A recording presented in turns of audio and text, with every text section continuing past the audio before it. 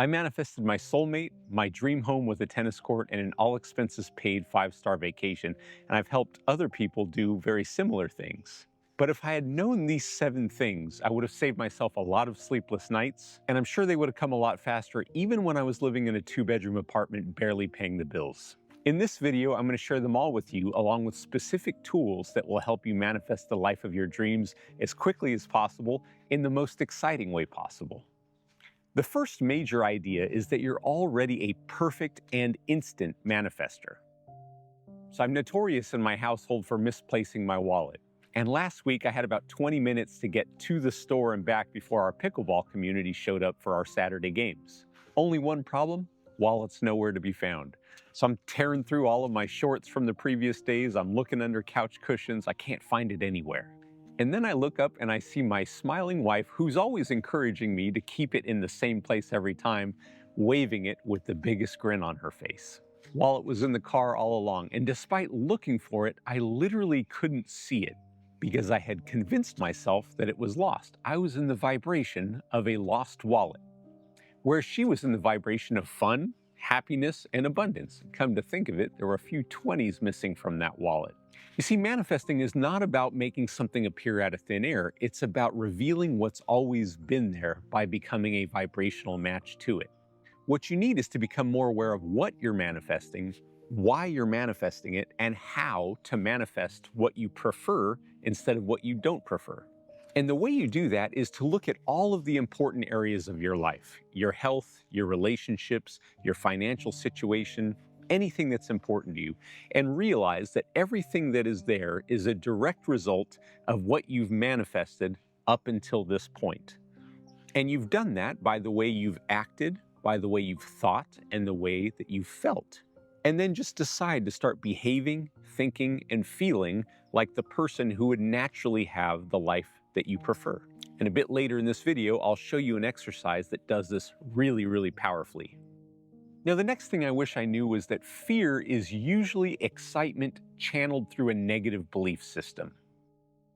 You see, I was putting off making this YouTube channel for a long time. I mean, I had a moderately successful tennis YouTube channel, but for some reason I had this idea in my head that it was like, oh, people are going to think I'm woo-woo. You know, people are going to think I don't know what the heck I'm talking about. They're going to leave bad comments.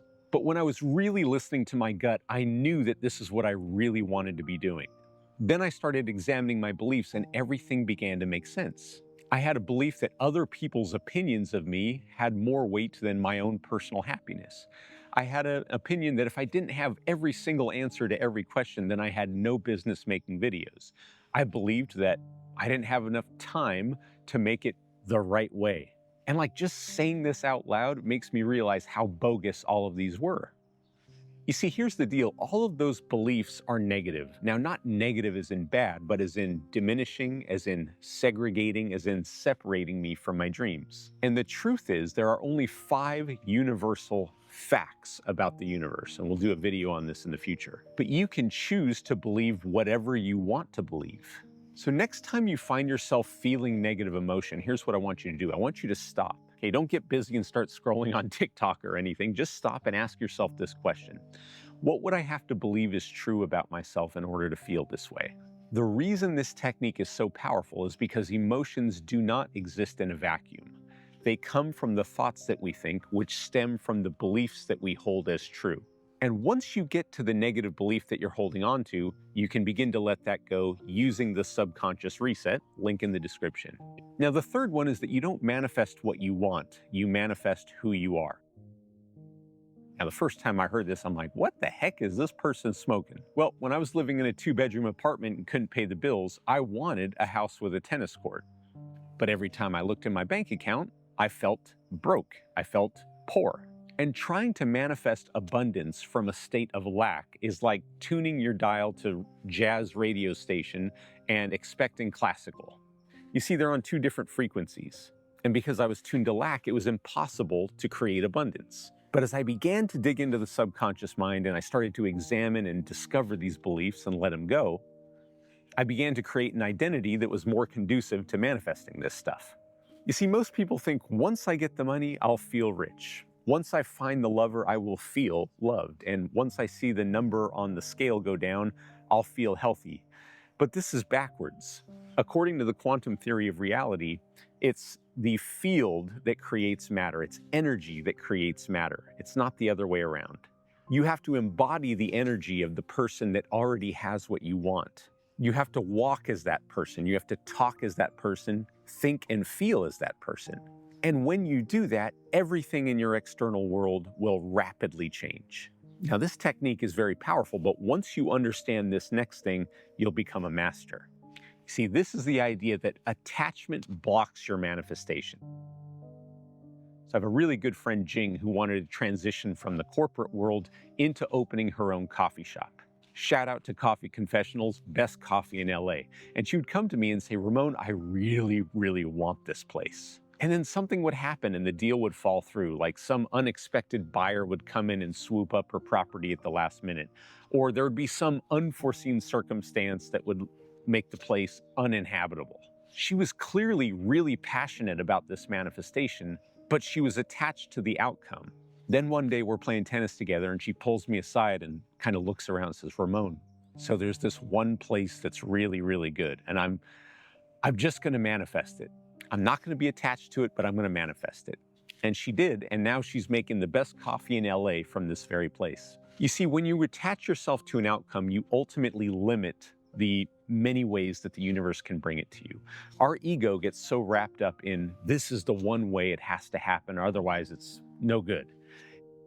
But the truth is there are infinite parallel realities and infinite versions of you that exist right now, where the only difference between you as you are now and the preferred version of you is a difference in vibrational frequency. And when you finally detach yourself from that one outcome that your ego has decided is the best way, you open yourself up to the infinite ways that it can come to you.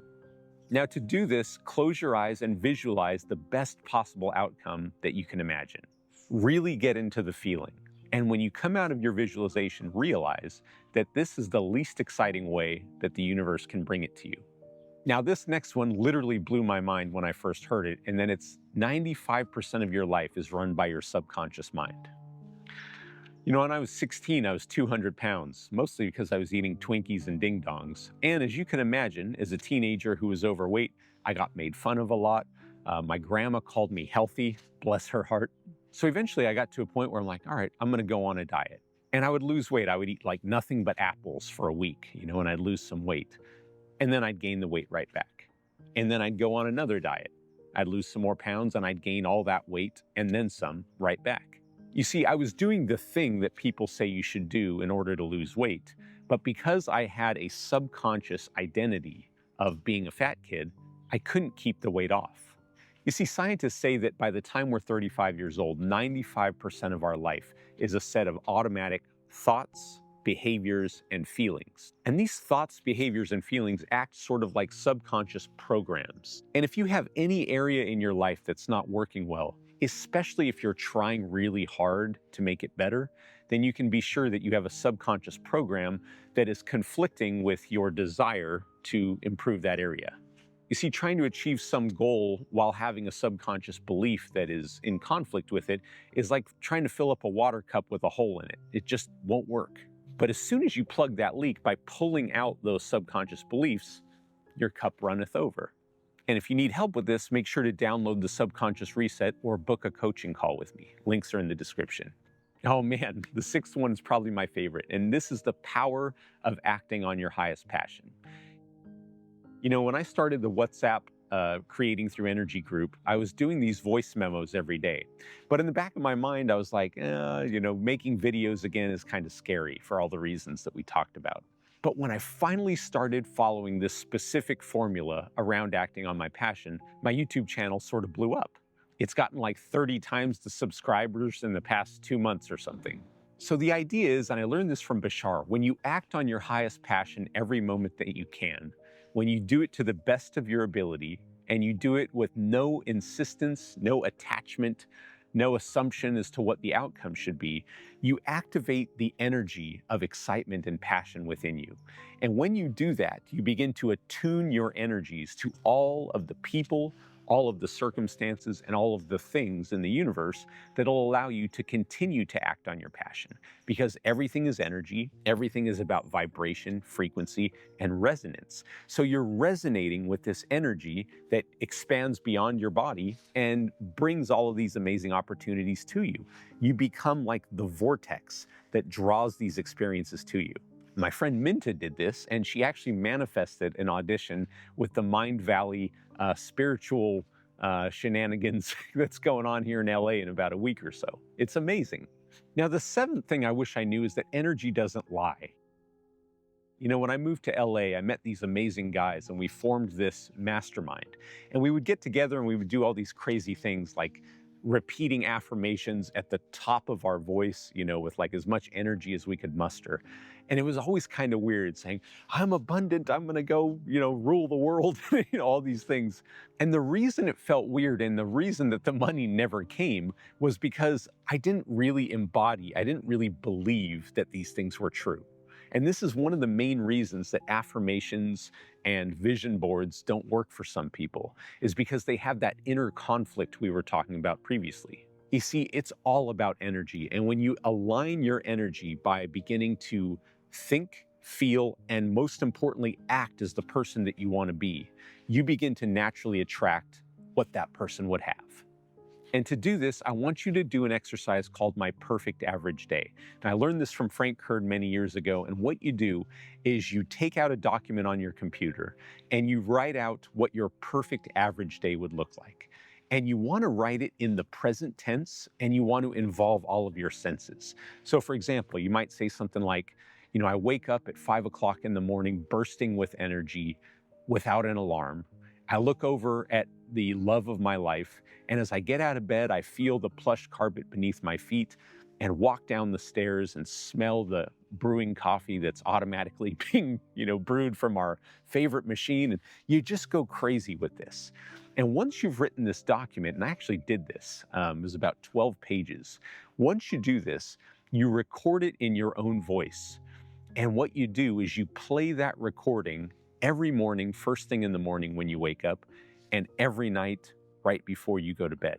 The reason that's important is because that's when our subconscious mind is wide open.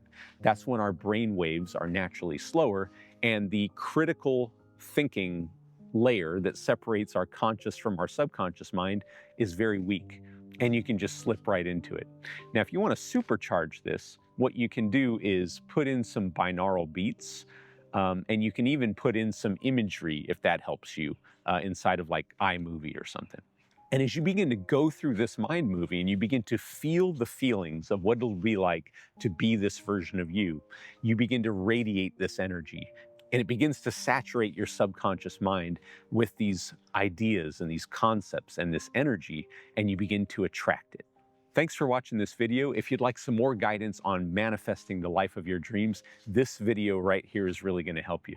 Make sure you download the Subconscious Reset. If you'd like a coaching call, you can book that. And let me know in the comments which of these 7 things resonates with you the most. Thanks for watching, and I'll see you soon. Bye.